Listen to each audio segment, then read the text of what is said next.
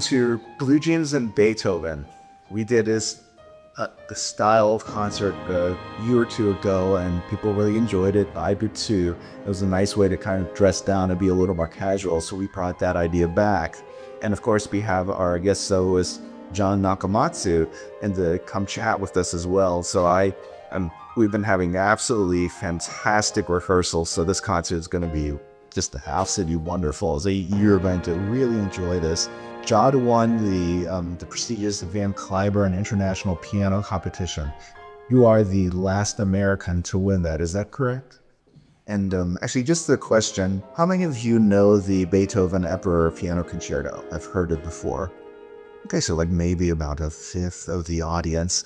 And so this is my last question before we open up for a Q&A and then let you go, which is, what would you tell somebody who's like, this is the first time they're ever going to hear this piece? Like, what should they listen for? And just sort of like give them something so they know sort of what they're in for.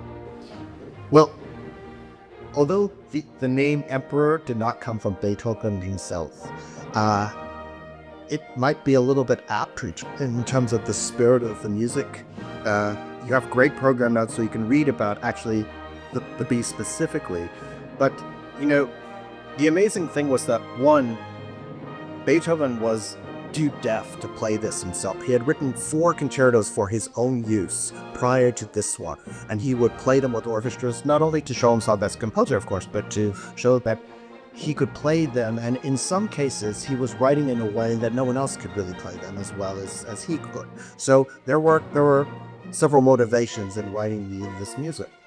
This was the first piece that he could no longer play in public, so Premier went to somebody else, one of his prize students. But also, this was written in the time where of great tragedy in Vienna. I mean, Napoleon was storming the capital, and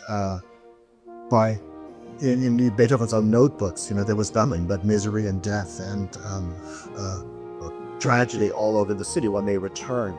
And yet, somehow, in the midst of this is the music that comes out of it. And it's the most positive, uplifting, moving music that I think you could imagine. And, surrounded by this kind of human tragedy, what it shows us is that Beethoven had this unbelievable faith in humanity, not maybe the humans who engineered that, but that the human spirit would endure and conquer even this. In the slow movement, I think, he writes this little notation above the first piano entrance that says Dämmer. And in German, that means like sort of in a twilight way, to play this music as though the sun is setting on it. When we think of Beethoven, we think very passionate, very fiery, and when he got older, kind of cranky and just very stubborn. And so there are little bits of these traits, even in their early, young man symphony. And so you hear it, and it's like, okay, that could be Mozart, that could be Haydn. The thing is with Haydn especially, Beethoven studied with Haydn for a while, and I say for a while, and then they did get along because Beethoven was very ambitious and kind of driven. Haydn was really kind of laid back and more, he had this sense of humor, and certainly had this really aggressive kind of student. They didn't click very well, but Beethoven did pick up a lot from Haydn. And one of the things that you will hear from the very first and second measure, actually the very first measure, which is he does a Haydn technique, which is he starts a phrase but ending it.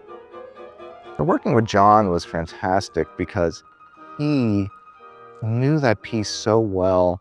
I mean, he's performed it many, many times. So when he brought his artistry to the VSO, he contributed a lot, which actually helped the orchestra as well. And during rehearsals, he had some suggestions because he knew certain spots that might be difficult for the orchestra and the soloist to coordinate. So I enjoyed that part especially because it was like getting that knowledge, that harder knowledge from performing a piece many times. He's very clear in his ideas and what he wants out of the orchestra. And it was very clear, very easy to work with him. I was very touched each time listening to him perform this piece. In even walking by his practice room, you could still feel so much of the musicality in his playing.